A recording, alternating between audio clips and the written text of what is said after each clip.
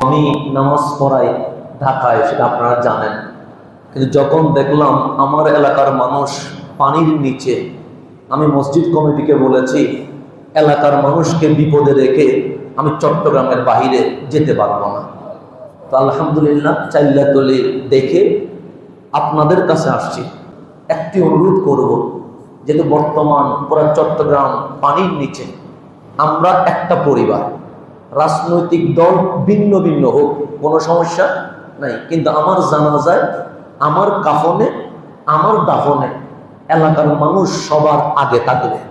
রাজনীতি করেন, সমস্যা নাই, কিন্তু আমরা যেন সমাজের কাউকে কষ্ট না দিই, কারো উপর জুলুম না করি, এমন ভাবে চলবো যেন আমার জানাজায় আমার এলাকার মানুষ বলতে পারে মানুষটি ভালো ছিল।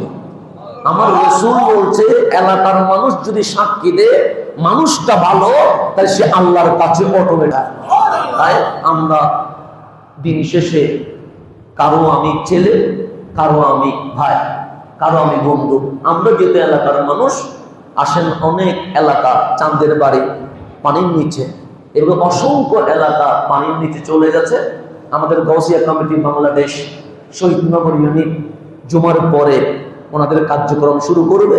আমি গাউসিয়া কমিটি বাংলাদেশ সহ গাউসিয়া হক কমিটি মাইজবান্ডার দরবার শরীফের আঞ্জুমানে মুত্তাবিনে গাউসা মাইজবান্ডারি সহ যত স্বেচ্ছাসেবী সংগঠন মাঠে আছে সকলকে ধন্যবাদ জানাচ্ছি, এবং আশা করব ইনশাআল্লাহ আমরা দুঃখের সময় অন্তত পাশে থাকার চেষ্টা করব।